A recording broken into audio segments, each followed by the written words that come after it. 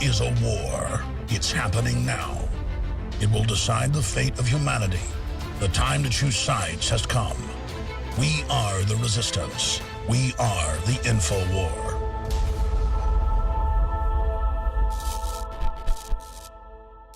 Welcome to the InfoWars Nightly News. I'm David Knight. It's Monday, September 22nd, 2014, and here are our top stories.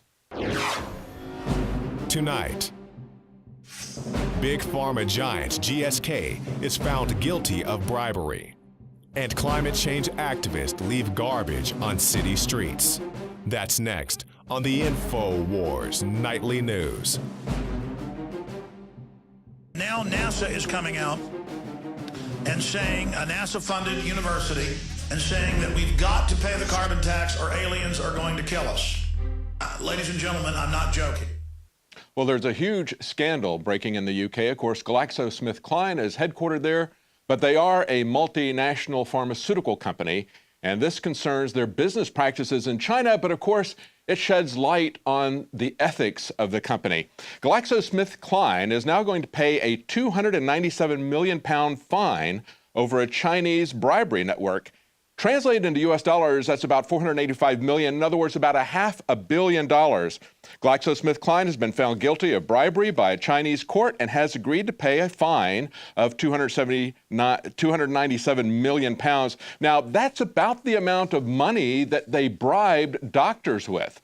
They said that it was a massive bribery network that was uncovered, and of course, the CEO and others were threatened with a jail terms as well as large fines. It looks like that is not going to happen. We also had revelations of a sex tape of the CEO in China, the GSK CEO in China, a man named Riley and his girlfriend. It was mailed to 13 company executives last year. The Guardian also points out that a detective that was hired by GlaxoSmithKline to investigate who made that sex tape, who mailed it to the executives at GSK, that detective and his wife now are going to jail. Another reminder that although the CEOs and the executives may go scot-free, the minions are going to pay for it, just as they did in the Piers Morgan snooping cases. Now, in this particular case, the sentence that they're getting is 2.5 years in jail and about £20,000 for the husband and slightly less for his wife, both sentenced to jail. GSK had hired them to investigate why the company's then head of Chinese operations, Mark Riley, had been filmed surreptitiously having sex with his Chinese girlfriend in his guarded luxury home. Now, the interesting thing about this is that they came back, and in their defense, they said the majority of their work was done using public information. They said that they use internet searches, interviews, and site inspections. In other words, it sounds very much like what Google does to you and I. But the Chinese prosecutor said, do you think it would infringe upon your privacy if your husband or your son's private information was bought and sold? Well, quite frankly, I think it does. And I think that Google does that all the time. But of course, there's one set of rules for Google and the people at the top, and there's another one for those at the bottom. Now, the GlaxoSmithKline ex-boss, Riley, was not given a jail term. He was given a 3-year suspended sentence. Now, remember that it was just last week that we learned that GSK had actually dumped live polio into the water supply into a Belgian river. 45 liters of concentrated live polio were dumped in the water at a Belgian treatment plant earlier this month. And at the beginning of September, we learned that their Ebola vaccine was going to be given a fast track. And in fact, they began testing it on humans at the end of last week in the UK. But they're not the only ones who are bribing. Look at what is going on at the lowly 7-Eleven. You have 7-Eleven essentially bribing their managers to get their employees vaccinated with a flu shot. And look at what they're doing. They're not bribing them with hundreds of millions of dollars as they did in China, GlaxoSmithKline, but 7-Eleven is offering their managers to get 3 days off with pay if they can get 50% of their employees to get vaccinated and, of course, vaccinate themselves. What kind of bribery, what kind of payback are they hoping to get out of this? Do they think that this is going to reduce their downtime? Do they not realize that people who are vaccinated with a flu shot are far more likely to get the flu than those who are not vaccinated? Something that was pointed out last year for us by Piers Morgan. When he got his flu vaccine, actually he came down with the flu right away, which caused Alex Jones to offer a $1 million reward if he would get 1,000 vaccinations. And of course, he broke it down. It wasn't just the flu vaccine. He said, get 500 flu vaccines, 100 anthrax vaccines, 100 polio vaccines, Gardasil, hepatitis, meningitis. We'll break that down. I'll pay you $1 million because Piers Morgan was saying vaccines are not only effective, but they're safe. Yes, they gave him the flu. And so now we see that 7-Eleven is bribing their managers to try to get their employees to take vaccines. Doesn't this strike you as strange? There's a lot of profit to be made is the point. GlaxoSmithKline can pay doctors in China $500 million in bribes because they're going to make so much money if they can sell their vaccines, if they can sell their drugs to people who may or may not need those, for whom it may not be the best solution. Stay with us. Right after the break, we've got more news from the UK. Maybe not just fraudulent vote counts, but maybe some fraudulent promises. We'll be right back. Stay with us.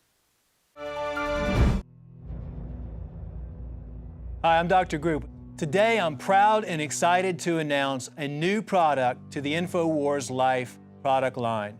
Introducing the first proprietary oxygen-based intestinal cleanser, OxyPowder. Backed by real FDA-approved phase 1, 2, and 3 clinical trials. People are suffering from all kinds of digestive issues these days. All the toxins from the air, the food, the water, everything that you're exposed to on a daily basis ultimately ends up in the gut or affects the gut. My main focus was to come up with a remedy for this, something that's safe and effective that anyone can take on a regular basis to keep their intestinal lining clean. You have over 30 feet of intestinal lining that can be compacted, that can be toxic, that can be full of parasites, fungus, bacteria. What are you doing to keep that clean and flushed out? My recommendation is to clean your intestines at least 2 to 3 times a week to prevent the toxic buildup from going into your bloodstream. You owe it to yourself to take your health into your own hands and start cleansing your body today with OxyPowder. Secure your OxyPowder today at InfoWarsLife.com. That's InfoWarsLife.com. I began to get into iodine a few years ago because it was helping me and my family so much get healthy and detoxify. I believe our research is conclusive. This is the best iodine out there. And I know this for a fact. Nobody else has got iodine based on these pure crystals, ladies and gentlemen. For a limited time, experience the ancient power of Survival Shield X2. Take advantage of this unprecedented 30% off Super Detox Special at InfoWarsLife.com. Well, as Paul Joseph Watson pointed out today, over 150,000 voters in Scotland are demanding a recount, believing that the votes were counted fraudulently. But it may be that there were some fraudulent promises that were being made by Cameron, the Prime Minister. Cameron shifts tack on constitutional shakeup, reports Reuters. They say that Scotland will get more autonomy with no ifs, ands, or buts, said Prime Minister David Cameron's office on Sunday. However, many people don't believe that.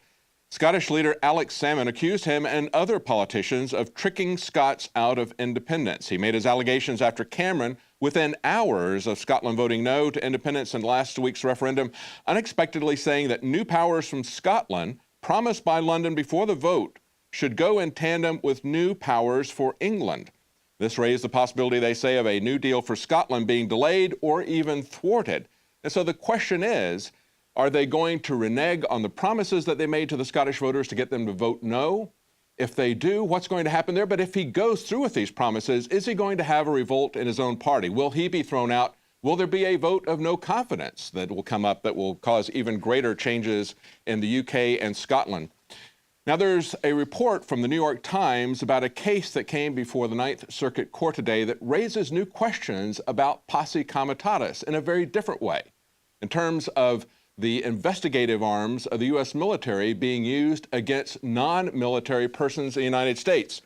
New York Times reports that a child pornography case spurs a debate on the military's role in law enforcement. A federal agent that was working as an undercover cyber sleuth logged into a large file-sharing network that was sometimes used by traders in child pornography. Now, he was working for the Naval Criminal Investigative Service, and his surveillance, they say, could not distinguish military users from others. And the man that he helped to catch was a civilian.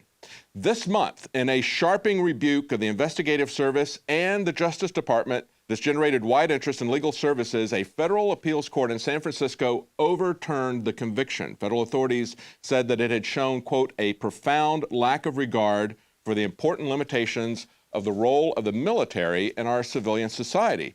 It's yet another reminder of how we are seeing the lines blur between the military and the civilian police force, how they're militarizing the civilian police force, how they're controlling them from Washington, but also how they're using the military as police. Remember that the giveaway programs from the Pentagon are only for law enforcement agents who have the ability to arrest and to apprehend. We also know that from the NDAA that they want to use the military to indefinitely detain people without trial. This is something that should worry us very much, that we have the military investigating people and then convicting them using civilian authorities. Now, Google and Apple have said that they will not turn over information about you that's on your phone. They say they've changed their software so that they're not even able to comply. But Wired magazine has said, well, you may wind up having to do that yourself unless you want to rot indefinitely in a jail cell. An attorney with the Electronic Frontier Foundation said, you can expect to see more cases where authorities are thwarted by encryption, and the result is you'll see more requests that suspects decrypt the phones themselves. And he says, by requests, I mean demands, as in, do it or you'll be held in contempt of court. Now, of course, this conflicts with someone's Fifth Amendment, where they would not self-incriminate themselves. But of course, the Fourth Amendment says that you are secure in your person, your places, your papers, in other words, your documents. Those are protections that we have not had for quite some time from this government. They routinely ignore those in many aspects of our life, even if you're flying on a plane. So don't expect to get those protections. Of course, legally, they could get your information with the Fourth Amendment if they suspected you of wrongdoing, went before a judge, told them specifically what they were looking for, but they don't bother with that kind of information anymore. Basically, what they're going to do is use a rubber hose to beat that information out of you, if that means that they just lock you up until you turn that information over. Now, in other news, the Secret Service this weekend, after breaches of the White House security, the Secret Service is mulling security checkpoints around the White House. The U.S. Secret Service is having preliminary discussions about setting up security screening checkpoints near public areas around the White House. They told the AP on Sunday. This is a story on INFOWARS. Now, of course, they even found an unlocked door at the White House, so there's something far beyond just routine checks. That reminds me of when they had unlocked doors on airplanes around 9/11. They checked that. That would be one thing they could do. They could basically lock the door.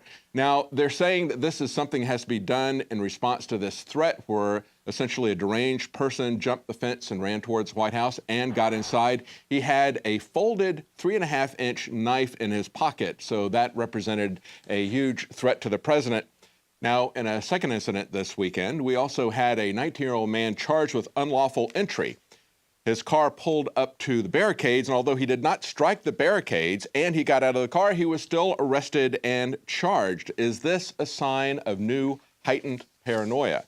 Remember that it was back in May of 2012 that INFOWARS reported that the First Amendment is now a felonious act. Remember the Federal Restricted Building and Grounds Improvement Act that was passed in February of 2012 by the Congress? They did that quietly, and the president quietly signed that bill. And for many of us, we were concerned that the Secret Service was going to be used to stifle protests, as it appears that they may very well now do in front of the White House. Now they will use this incident of one man running across the White House lawn. They will use that essentially to shut down protests, I believe. Now, the punishment that was enacted into law is a fine and or 10 years in prison, both if they say that you possess a deadly weapon, and they said that he had a 3.5-inch folded knife in his pocket. So it appears that he's in for a very long stretch. But what we were concerned about at the time is that the way the law is written, it can be used to stifle any kind of protest or dissent by the Secret Service anywhere they wish.